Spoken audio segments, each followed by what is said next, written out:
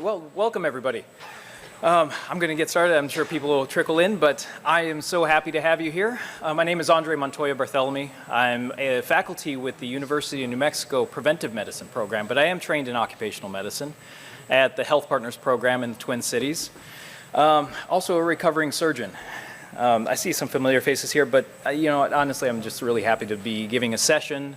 Once this is done, I'll be able to relax a little bit and enjoy the rest of the conference. This particular work has really been a passion of mine, but it is still a work in progress. For that reason, I really encourage you to think of any concerns, complaints, questions, requests for citation, anything that you have, write it down. I would be very interested because I really want to draw on the wisdom of this group. It's one of the best things I found about ACOM is that there's always somebody who has an opinion and somebody who's willing to share it with you, and it makes your work better, right? So this is supposed to be a conversation about workplace policy and regulation. And, as occupational medicine docs, we really take pride in the fact that of all the medical specialties, we understand what it is to apply regulation to health. And we understand the connection between work and health. How does work affect health? How does health affect work? How do we keep people productive and happy and healthy? And from here derives all of our duties in medical surveillance and DOT pilot exams and work comp, medical legal causation, IMEs, everything. Like, this is our jam, right? And this is where we live, work, and health, and government regulation, right? And the employer. All of those things mixed into a soup and all trying to fight with each other. So, speaking of regulation, we're going to start with someplace familiar. First of all, OSHA. Oh, first of all, you see the diagram? Work, health. This one goes through workplace safety. This is OSHA, and I don't have to convince you that OSHA is good for health, but I'm going to try anyway.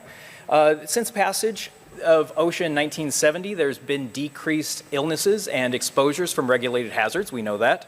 There's also been decreased fatal and non-fatal injuries by about 2/3 since it was passed. Inspections are associated with a decrease in injury rates and costs, and that effect seems to augment when there are citations issued, understandably. Finally, many authors have talked about a general deterrence effect in addition to the specific deterrence effect. That is, within a particular geographic area or a particular industry, if OSHA has a presence, then everybody ends up being safer and the injury rates go down, right? So, OSHA, good for health. Next, this is the other place where we live, workers' comp. And workers' comp is, as you know, a no-fault system. It's for providing medical care for work-related conditions, disability, indemnity, vocational training, death benefits. And it's not really best understood as a primary or secondary prevention program, but rather as like a tertiary program. However, employers who retain workers' compensation are more likely to invest in a safe workplace. They are more likely to have decreased injuries, especially if the work comp insurer applies experience ratings to that particular company. But provision of reduced demand work through our restrictions really seems to speed return to work. It decreases eventual disability. But the biggest thing that work comp does is it really stabilizes that relationship between the employer and the employee. There's less litigation, fewer costs, less bad feelings, better psychosocial relationships, and ultimately it's good for everybody, right? And there's fewer lawsuits. So, work comp, also good for health. I don't think I'm going to get any objections quite yet. So, I'm going to make a quick note about this framework. If you'll notice, I've added a couple of orange bars here. The very top one, OSHA, of course, is a federal legislation. That goes on the very top bar. As you move down the green arrow, we move through state regulations. And that would be where work comp generally lives. Below that is the employer policy. Now, the expectation is that federal law would set the floor, the TWA, if you will, right? That's the floor. This is what's required. States can augment that protection if they like, and employers can add additional protections if they like. And so in general, we want to think of this as increasing protection as you go down the arrow. But I'll also make the point that as you go down that arrow, it really requires each of those levels to do their job and to do it to the best safety of the workers, right? And for example, at the federal level, you do have OSHA, but it requires the executive branch, while OSHA is the legislative product, it also requires the executive branch to enforce. That requires funding, it requires political will, so on and so forth. They write rules. As you go down, states can't drop below that floor, but they have some leeway in how well they enforce as well. And then employers can decide to increase those protections, but they can also decide to evade or defy those regulations. And so it can go either way. It adds some complexity, but I want to get this out of the way because this is how we're going to frame the rest of the conversation. So, so far, so these are the questions that you're going to help me tackle today. First of all, can we approach workplace policy and regulation as a work-related exposure, just as we would for lead or asbestos or silica, right? And in viewing the evidence so far, just with work comp and OSHA, I would say that we could, in principle, right? Understand these protections as a work-related protection/exposure. To the greater extent that you're protected, you're going to have better health outcomes. Number two, what other policy regulations are work-related? There must be others, right, that affect health in the workplace. And by that, I mean that they are intrinsic to, they're essential to, they're inextricable from the workplace. Using this framework, number three, using this framework, can we identify populations who may be at greater risk? Can we identify populations who are covered but maybe don't need to be? Can we identify populations that should be covered but are not, and so therefore are not gaining the protections and will suffer worse health outcomes? So these last two questions, those are the things that we want to answer today. I'm going to put a yes on number one and then question marks. So we're going to tackle number two first. And in doing so, I'm really going to ask you to think bigger. You know, let's get really creative with this.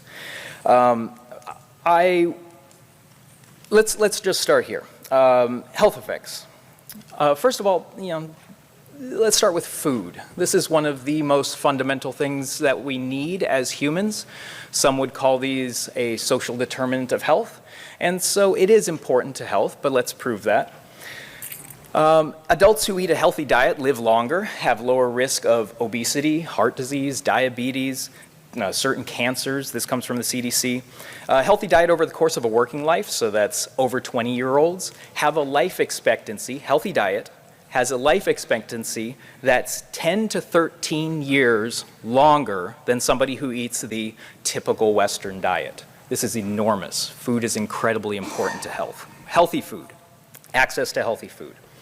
The Global Burden of Diseases Survey reported that 11 million deaths per year with 255 million dailies, that's disability adjusted life years, lost due to poor diet and lack of access to healthy food.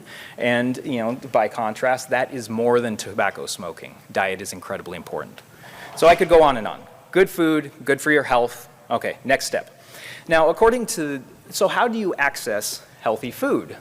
Well, the first thing that you can say is it's dependent on income. This comes from the USDA. And availability. Generally, you have less availability when you live in a low income or a rural area. This is where, you know, we have conversations about food deserts and food swamps, but primarily it comes back to income. And that's why I added that right there.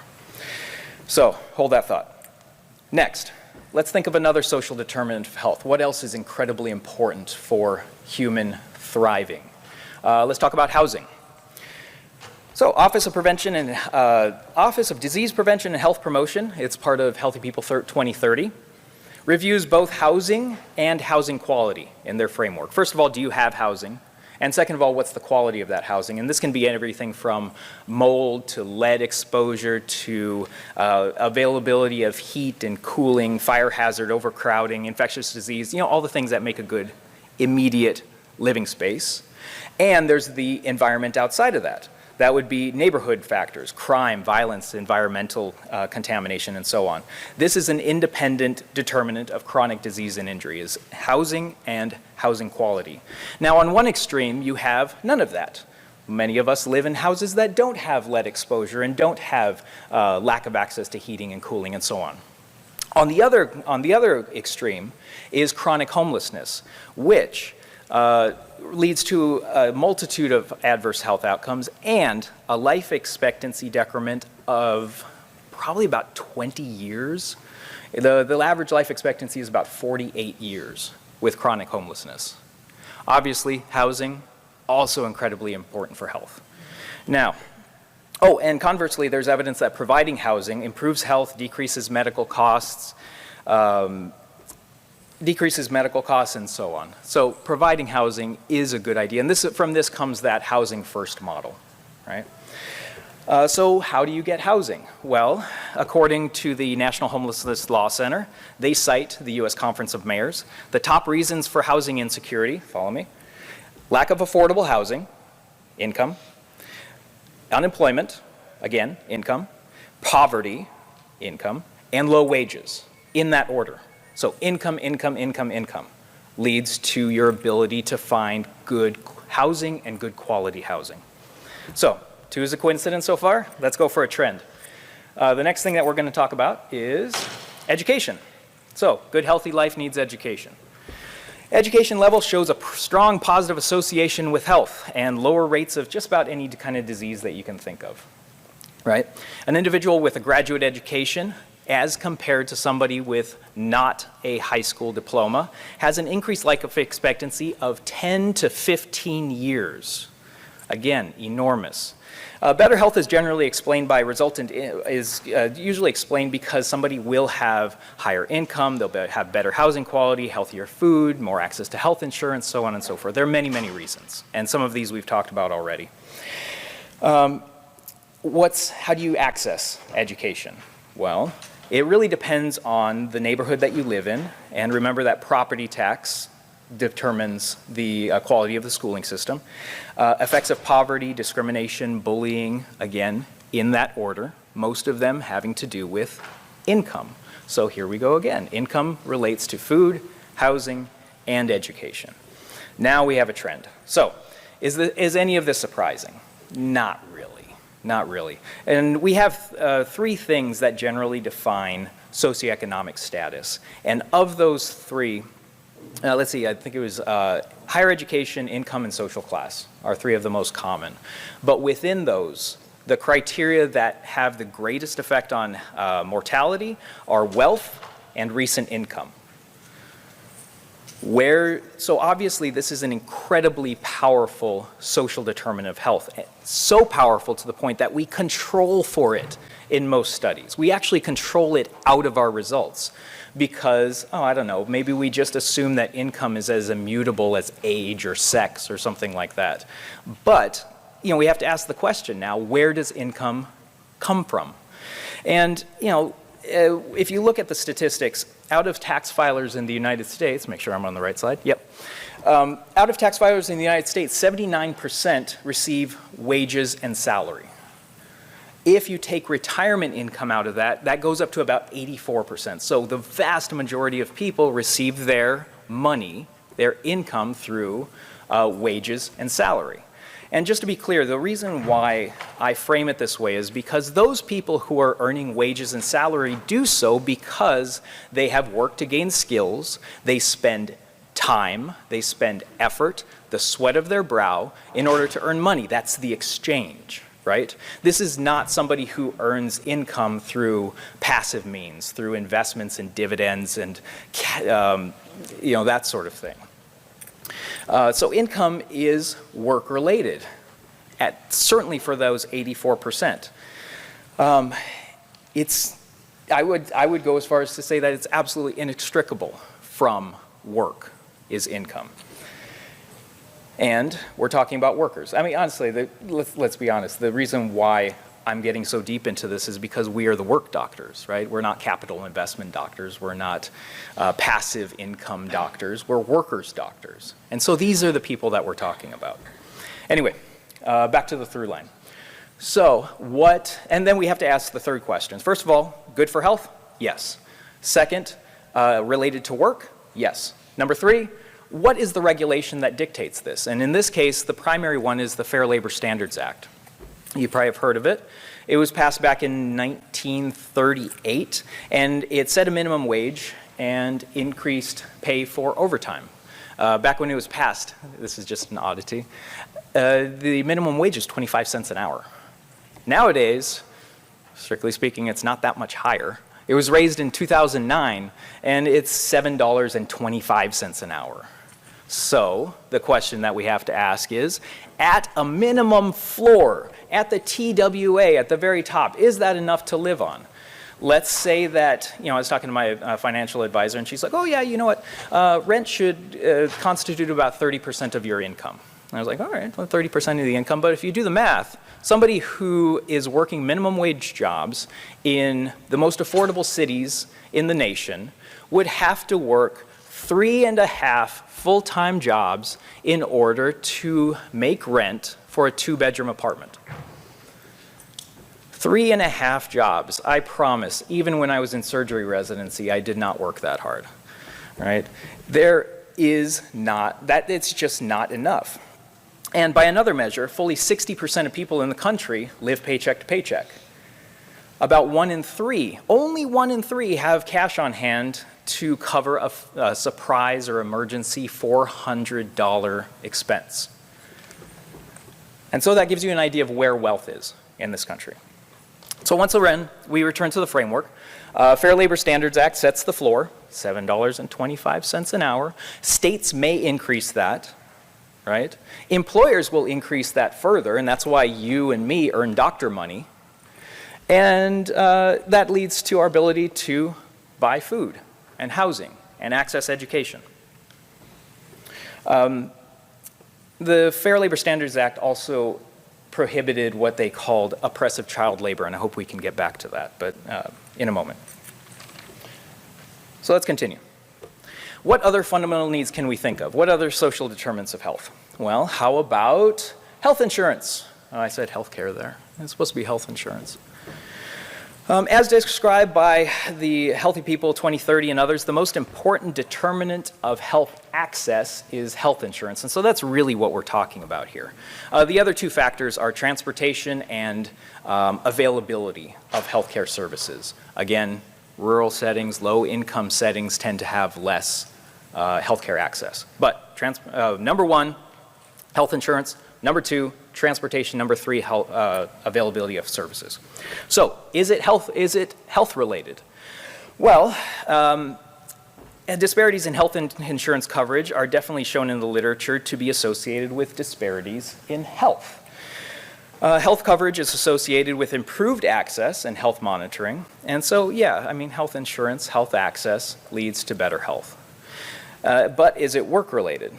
Well, as it turns out, 54% of individuals receive their health insurance through an employer. It's a big proportion, a majority even. And I'm even going to go farther to say that the next largest proportion of people receive their care through Medicaid. As you know, the criteria for accessing Medicaid has to do with income, which has to do with work. So whether you're getting it through your employer or whether you're unable to get it through your employer, it still comes back to the workplace and the conditions of employment. I was dismayed and, unfortunately surprised to hear that many of the MAs in one of my former clinics they couldn't afford the health insurance that was provided by the employer, and so they had to access Medicaid. And so these aren't just individuals who are not employed. A vast majority of people who access Medicaid are working. They just don't make enough money to be able to get it through the employer, even when it's offered. Right? All right, so where are we going to go next? Oh, so it's associated with work. I'm going to add to that a little bit and say that access to health insurance, access to wealth also affects your access to health care. Did you know that 62% of bankruptcies in the United States are due to medical bills, inability to cover medical bills? And finally, we mentioned that healthcare access is dependent on transportation, also related to income. Availability of resources depends on where you live, also related to income. And so health insurance is very closely related to health. It's very closely related to work. And we got to talk about regulations. So regulations, for the most part, healthcare is regulated by various legislations, including ERISA, the Employee Retirement Income Security Act, and the the Affordable Care Act, COBRA, HIPAA, various other legislations. And that defines access. All right. I'm now working at UNM, and I have to say that I'm very, very happy with the benefits there. But that comes from my employment, right? And that comes from the fact that I've got doctor money, and I work in a doctor place. All right, next. Let's talk about retirement benefits. Are they good for health? Well, there's some evidence that retirement is good for your health, probably more for your mental health, maybe for your physical health. The evidence is conflicting. But we're not talking about the active retirement. We're actually talking about retirement funds, retirement benefits. And so these are financial benefits. So after a lifetime of contribution to society in the companies that we oversee, people look forward to their golden years. You know, they want to have access to health care and food and housing and be able to visit their grandkids, go to Rolling Stone concerts. For me, it's not Rolling Stones, it's probably Red Hot Chili Peppers or something. But retirement is fundamentally income, and that's what allows you to do that. The people who have more retirement are the people that earned more income over the course of their career, not only through 401ks or pensions or being able to set money aside in other investment vehicles. And so you have an ability to do that. Sorry, I'm going to get back to my notes. Okay, good. So is it related to work? Well, yes. Yes, it is. And it really has to do with the fact that, not only just by definition, retirement is the period of your life where you're done working and you've earned the ability to go visit your grandkids and start a garden and all of that, but also because the access to retirement funds as a financial benefit comes from the fact that you earned money and were employed throughout your life. So this is absolutely related to work as well. To complete the framework, retirement plans are related, they are regulated by the, oh no, that bar is over the thing. So it comes from ERISA as well. It also comes from the Social Security Act and an enormous body of tax law. That's really where retirement is regulated at the federal level. Of course, states add more, our employers probably offer additional vehicles for retirement as a draw to come and work for them. And so there you go down that arrow, same as before. So let's talk about one more thing, just employment, access to work. I mean, that's a straight arrow all the way down, from work down to health. And here I know that I'm preaching to the choir, I'm preaching to the clergy here. We all know that work is good for health. I make the residents every year read the first chapter of the AMA Guides to Workability, and it says work is good for health. Loss of work is bad for health. Regaining work is good for health. It's in the literature, and I don't have to convince you of that. But what determines employment or non-employment? Well, regarding the causes on a system level, most sources will refer to the market forces, right? The invisible hand. But I have to point out that it's really not that invisible. It lays within this framework. It depends on federal policy, state policy, the willingness of employers to hire people or lay them off and send those jobs over to a low-income country where they decrease labor costs, right? So this is not an invisible hand. It's all right here. As a couple of examples, remember that the Federal Reserve raised interest rates over the last couple of years, and with the knowledge, certainly, and maybe even the intention of decreasing employment. This has an effect on access to work, which affects health. So, laws at federal and state levels generally attempt to increase employment. Employers may lay off workers, or they may hire. Every level makes its contribution. Now, I'm going to be very honest with you. I am not an economist. I'm a physician. But at the point where I can draw a straight arrow from work to health, and it's in the AMA guides, and I teach the residents every year. My assertion is that we really should be involved in this. At the point where people are unable to work because of policy changes at this level, we need to be able to know about it, we need to be able to comment on it, because it affects worker health. Relevant to this topic, unemployment benefits are regulated by the Federal Unemployment Tax Act, so otherwise known as FUTA, there it is, as well as the ADA and the Social Security Act. But there is evidence that unemployment is bad for health, but the evidence shows that greater unemployment benefits, even when you're not working, helps. It improves your health. All right. So we've really filled out this chart. I'm not going to go to the next one quite yet. This is not for you, this is for me. Deep breath. I know that I've been giving you a lot of information. I've just been dumping it on you. I'm moving pretty quick because I want to get to the question section. But, you ready? Okay, let's go. So we really filled out this chart. What do we know now? Work, good for health. Housing, good for health. Food, education, healthcare, retirement, all good for health. Employment, good for health. Also, all work-related, some of them through this intermediary, well, most of them, through the intermediary of income. All of them, inextricable from work, definitely have an enormous effect on health. And I'm going to add one more. Sorry about that. One more. But it's not an arrow. Oh, where did it go? Let's see the APHA. There it is. There it is. One more. It's an orange bar. Unionization. Unionization is determined by the, I'm going to talk about that in a second. So I know before we get into unionization, because this can be a more controversial topic, you're going to be like, oh, there's going to be people who say, no, we can't get involved in the relations between employers and employees.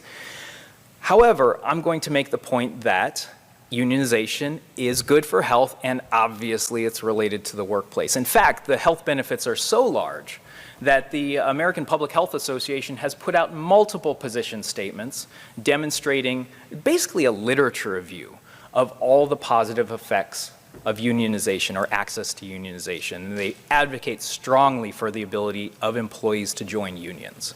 For the first part, unionization increases wages, income, right?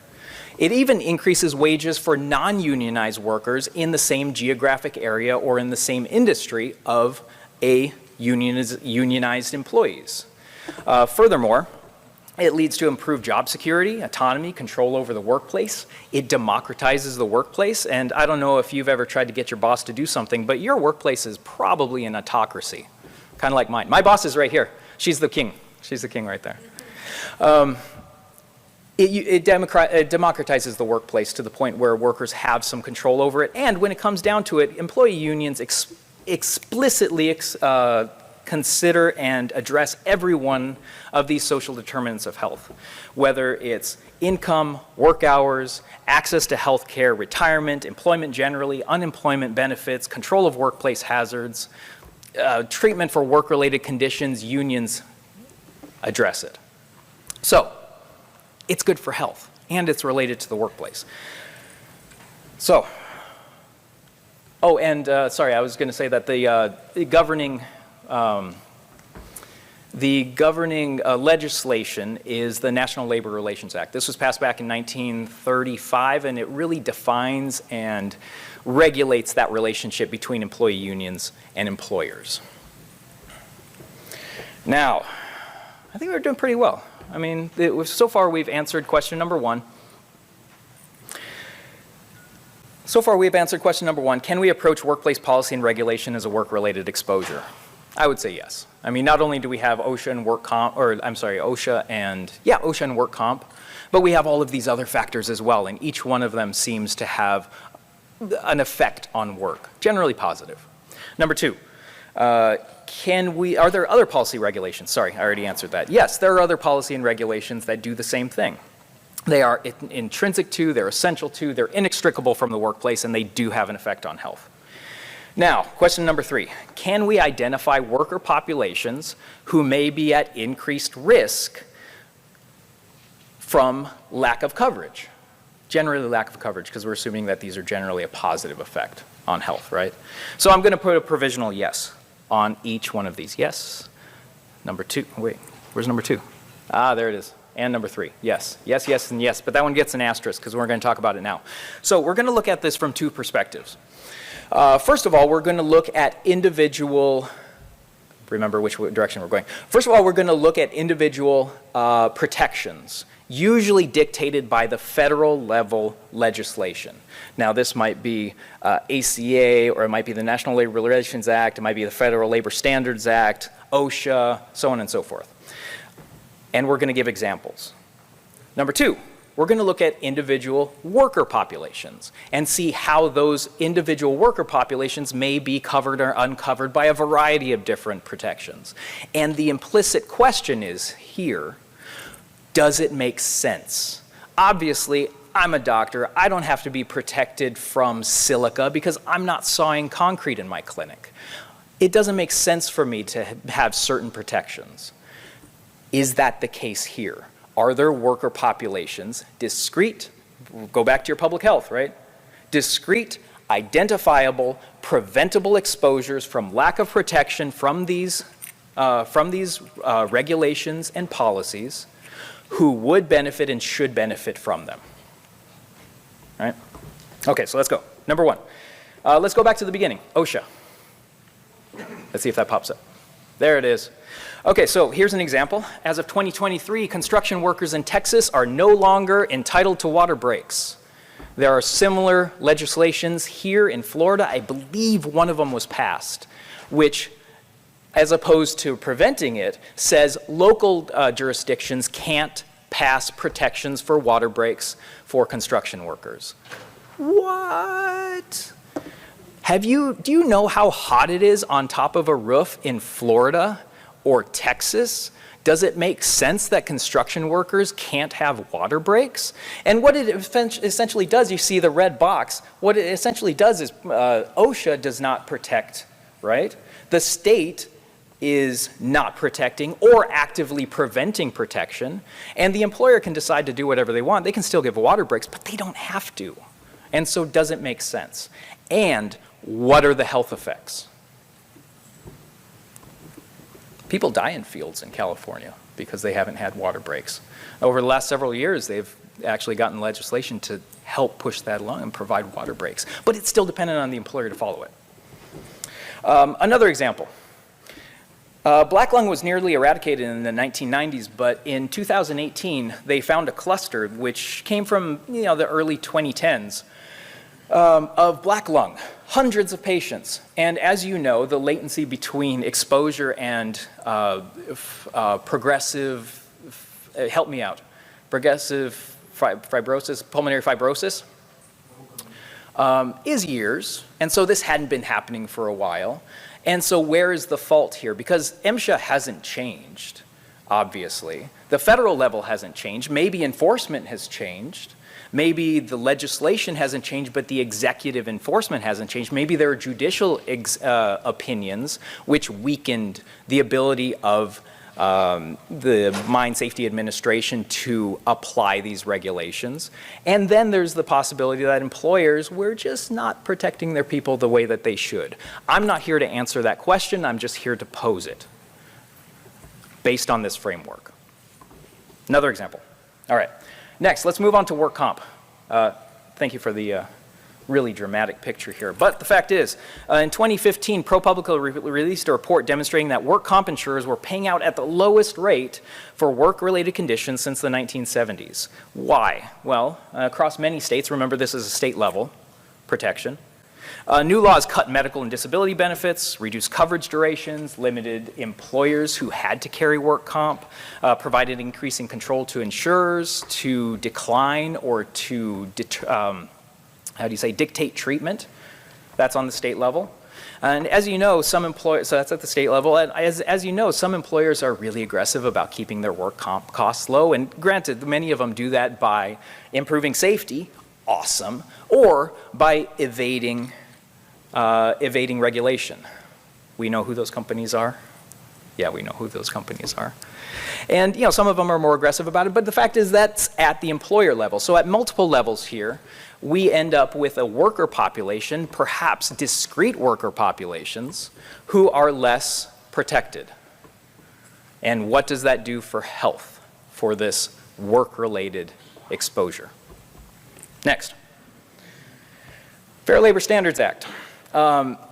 So who doesn't need a minimum wage? Well, apparently when they passed it, they decided that certain discrete worker populations didn't need a minimum wage or they didn't need overtime. And it's kind of a random list if you look at the original text, including many farm workers, seasonal and recreational establishments somehow, dealership mechanics, federal criminal investigators, railroad employees, movie theater employees, tip your movie theater employee next time you get a chance, and other really oddly specific jobs. But they were specifically excluded at the federal level within the legislation.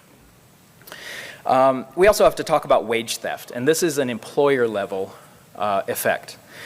It takes many forms: unpaid hours, unpaid overtime, denied meal breaks, minimum wage violations. There's a whole host of ways that you can do this. In fact, some employers will promote somebody to a managerial position so that they can place them on salary, and then they essentially work them just as hard or even harder. And they end up earning less, maybe even less than minimum wage. So there's a lot of ways to do it, but the estimate is that as much as $15 billion a year is stolen from workers in this country annually. Mostly low-wage workers, and this won't surprise you. None of this should surprise you. Mostly low-wage workers, women, immigrants, people of color, young workers have their wages stolen. $15 billion. And I'm going to give you one more personal example. Medical residents. Medical residents do not receive overtime. How many hours a week did you work during residency? Lots and lots. Did you get overtime for it? No, you didn't get overtime for it because there's a carve out within the federal level Fair Labor Standards Act for, what's it called? Learned professional exemption. And this is for people who study very hard to gain high-level skills. They don't get overtime, right? Oh, and by the way, medical residents and fellows, you may know, are beginning to form unions. And that can counteract the fact that they're uncovered at higher levels. So there's a protective factor there. All right, next up. National Labor Relations Act. Despite the health benefits described in the APHA literature review, unionization in the US has plummeted since 1970 because of erosion, honestly erosion at all different levels, at the federal level, both within the executive, the legislative, the judiciary, at state level in the same way, employer suppression of unionization. You may have heard in the news that Amazon and Starbucks and other organizations have been judicially censured for illegal anti-union practices recently. It was described by one judge as egregious and widespread misconduct. Jeez, man. If my boss wrote me a letter saying that I was guilty of egregious and widespread misconduct, I would be embarrassed. Similar tactics seem to be used by Tesla, Trader Joe's, Apple, Chipotle, probably some of your other favorite brands. It's a business decision. It's written into their business model, maybe not explicitly, but there are entire consulting firms who show companies how to keep their workers from unionizing. They've got all kinds of tactics, right? And we have an indication as to how far they'll go to dealing with unions. At this very moment, Amazon, SpaceX, Trader Joe's are involved in a judicial fight at the Supreme Court level as to whether the National Labor Relations Act is unconstitutional. They're going straight for the core of this protection right now. And what does that do for health? Sorry, got to tie it all together. Next thing, healthcare access. Health coverage. So the MMWR put out this report describing several different occupations. I love this stuff. I love it when they break it apart by occupation. So if you look at, say, architecture, engineering, community and social services, those kinds of occupations, the uninsurance rate, lack of insurance, is down around 3%. It's pretty good, right? But you look at farming, fishing, forestry, building and grounds maintenance, construction and extraction, food prep and serving related. You already know where this is going. It's up around 20, 30, 40% uninsurance within those occupational populations. Defined occupational populations. This is epidemiology at its finest. Employer-sponsored health plans have been known to variably refuse coverage for reproductive health care. That's not on here. But who does that affect? As an occupational population, birthing people, women, contraception and abortion restricted. It affects health, and it's related to their workplace. The bottom one here is not healthcare specifically, but it was only last year? I think it was last year that railroad workers now have sick leave. They didn't have sick leave before this, right? And this was not a law that was passed. This was not a federal law that gave them sick leave all of a sudden. This was not a state law. This was the fact that the unions went on strike and they threatened not to work, that the companies promised to give sick leave. And so in some way, you can think of this as the National Labor Relations Act compensating for the Fair Labor Standards Act or some other legislation which would provide sick leave to workers.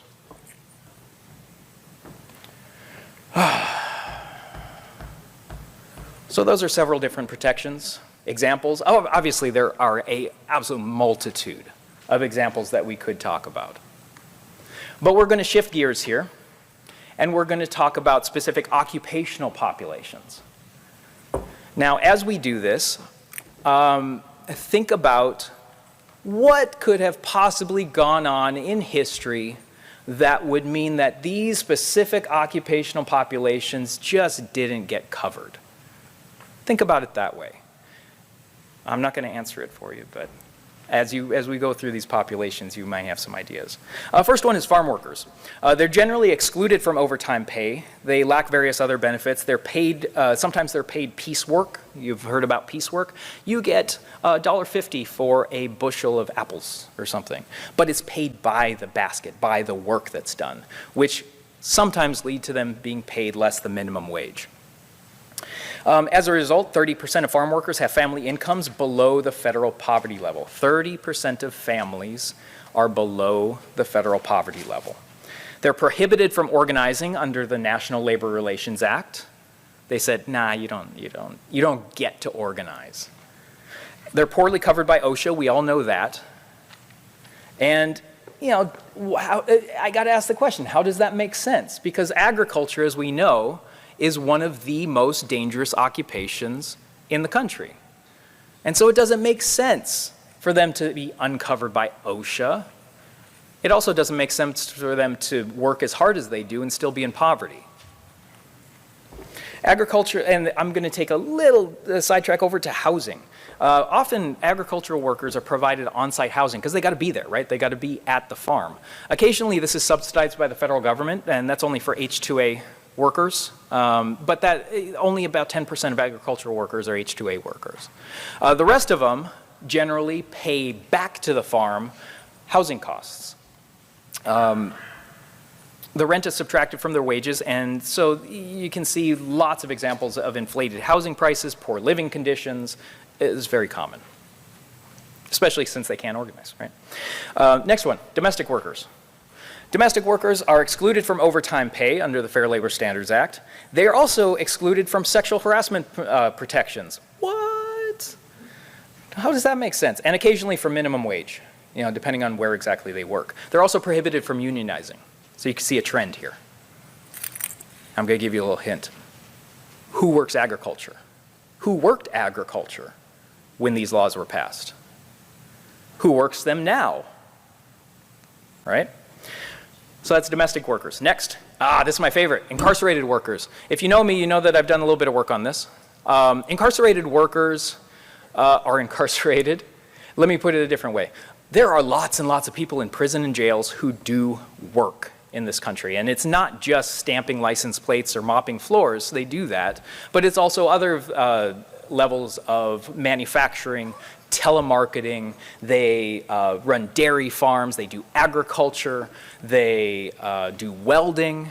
There's one program in California that teaches them underwater welding, which is fantastic. It really helps the recidivism rates. And so that's one way that's well done. The fact is they do a lot of, they sewed Victoria's Secret underwear for years before Victoria's Secret got called out on it. And they're like, oh, we don't do incarcerated, we don't do slave labor. And they stopped. But it's all through the economy, and they do work, which means that they're exposed to all of the hazards of agriculture and construction and manufacturing and mopping floors and stamping license plates and making underwear. So what kind of protections do they have? I'm going to give you the punchline quick. Almost none of them, like almost completely uncovered by any of these protections. All of that, and the short answer is that a lot of these protections are given to the institution, to the carceral institution to provide workplace safety. They're probably doing it. Work comp, they're probably taking care of it. But there's very little oversight and there's very little regulation. And so in that sense, the top 3 bars go away. The employer bar turns into a prison bar. And unionization is not technically outlawed, but the institution has wide leeway to decide whether they're going to allow their people to unionize. Do you think they are? No. They call it safety. Anyway, so that's incarcerated workers. Oh, and there's almost no medical or public health literature on that. So we have no idea what their injury and illness rates are. We have no idea what their exposures are. Gig workers. This one I want to spend a little bit more time with. The past decades has seen a rise in non-traditional work arrangements. Now you've probably heard it referred to as gig work or temporary work, contingent work, contract, freelance, on-demand work. There's a lot of words for it, but you have seen them in your clinic. The most common situation is probably where somebody comes in as a temp and they're told that during that 3 months, 6 months, 9 months, whatever the duration is, they prove themselves to the company and maybe they'll get a full-time position. The reason is that employers figured out that restructuring work under these informal structures allowed them to avoid providing benefits. They would call them a contract worker and they wouldn't have to provide health insurance, unemployment insurance, paid time off, work comp, and they save a lot of money through this. That's the point. It's also the same reason it's been referred to as precarious employment. Recognizing the increased risk, app-based rideshare drivers have sued Uber and Lyft, asserting that essentially that they're being exploited. And if you remember, most recently there were the auto worker strikes. One of their major demands had to do with getting rid of that temp worker tier of workers, because they would be standing next to this temp worker doing exactly the same type of work, and this person next to them is earning half of what they earn.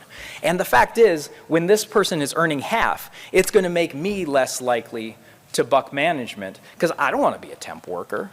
And the temp worker doesn't want to lose their job, and so you can see how this power dynamics play out in the workplace through the conditions of employment. Here we go, child labor.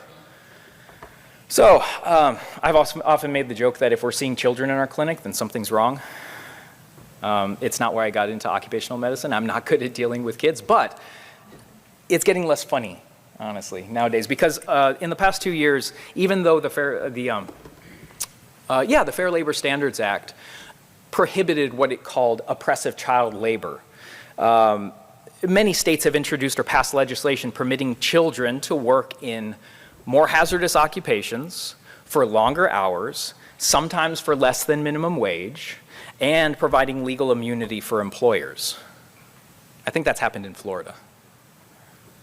In publicized cases, kids have died in hazardous occupations: meat cutting, agriculture, construction, manufacturing, lumber yards. I mean, come on. What are kids doing in these situations, exposed to these hazards? Roughly about 50 to 100 a year. The data is difficult to obtain, but child labor violations are also on the rise, and so companies are being called out for it more often. This is work. This is health. We're the work doctors. It seems that we should be involved in this. So earlier, I had asked you to step way back and ask that question, right? We live, let me turn it up. We live way up there in that corner, OSHA, workers' compensation. But it turns out if we want to call ourselves the work doctors, we need to understand all the ways that work affects health through these various mechanisms and how to understand it. Essentially what we're doing here is defining a map for the levers to pull. Where do these protections come from? Where are they taken away? Where do people fall through the cracks, and how does it affect the health of our worker patients? Honestly, it's, the secondary question is, how is it that so many of our social determinants of health, we love talking about social determinants of health. There's whole departments at universities dedicated to studying the social determinants of health. But look how much of it flows through work. Whether you're talking about food or housing or education or healthcare or retirement, it flows through work. And that's where we come in. I mean, frankly, it turns out that the politicians and the masters of industry have decided that so much of this is going to flow through work, to the point where some people will say, if in this country, in the United States, if you don't work, you die. And it's not untrue. So I would love to see work doctors of ACOM step up, understand that this little corner that we've been inhabiting over here is not the whole picture. I would love us to step outside, look at the social determinants of health, look at everything that flows through work, and take power over that. To understand that we have been here the whole time. We are the ones who understand work and health and how they affect each other, and to use our powers to understand which levers to push, to make sure that health is better for our workers. And when we do, we expand our mandate, we expand our impact, our stature within the medical community way, way, way past our numbers. So let those other docs take care of patients while they're not at work, but while they're at work, let's understand everything that flows through those patients. This is our turf right here. This is where we should be commenting. Thank you.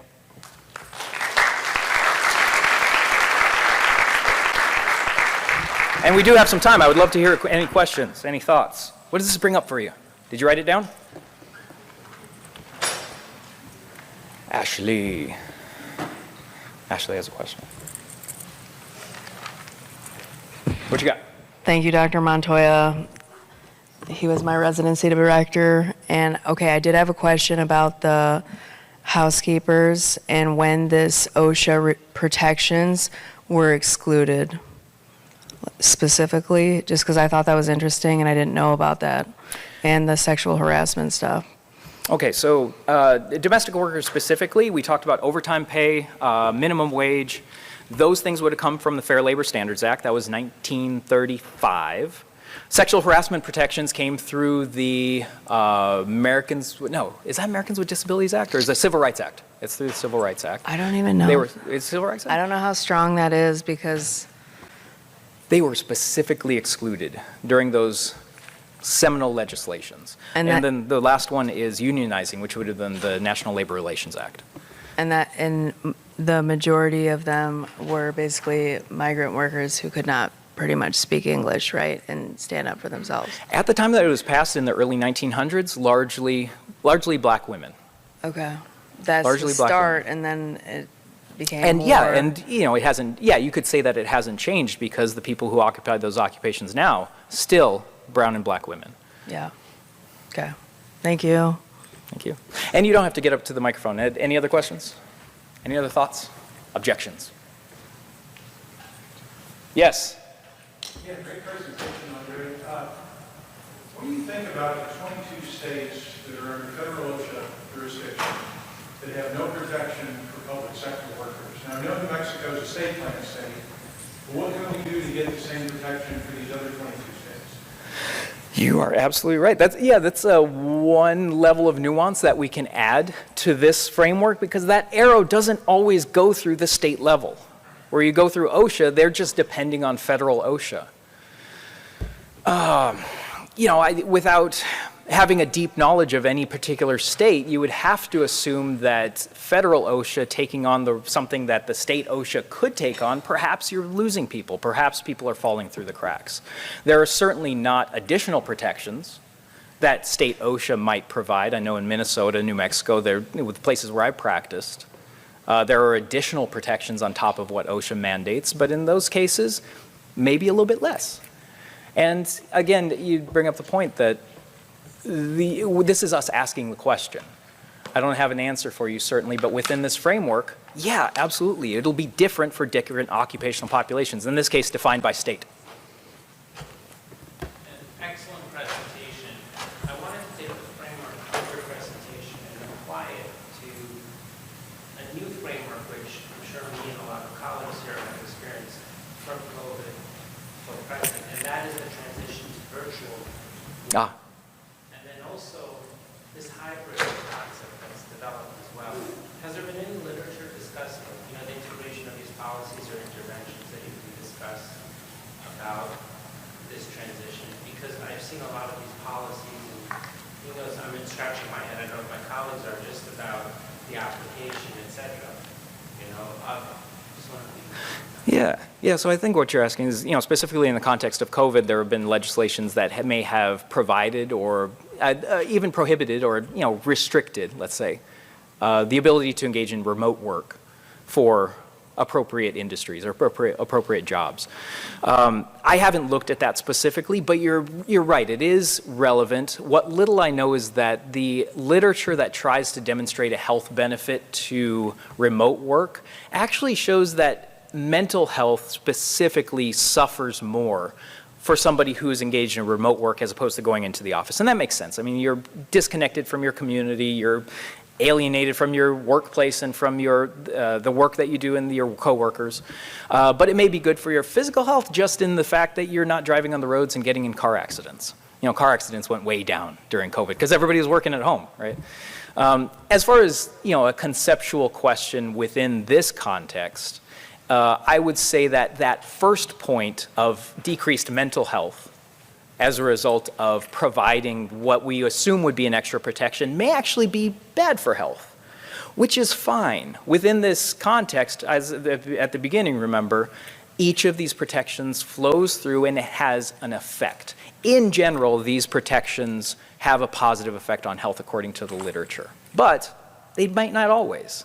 They might not always, and so it's incumbent on us to understand how the law, how the judicial decisions, how enforcement, and how each of these levels affects health. Yeah? Can I just comment on that specifically on musculoskeletal ergonomics and injuries? Typically in the workplace, there's a lot of regulations that are built into patients' occupations on workplace ergonomics. But in some industries, with this shift in virtual care, I've seen, policies addressing this. I've seen many cases of issues with workplace ergonomics and musculoskeletal injuries. Truthfully, I don't know. I haven't looked into that specifically. Okay. Yeah. Anything else? All right. We have 2 minutes left.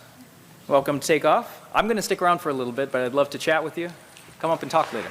Thank you. Thank you.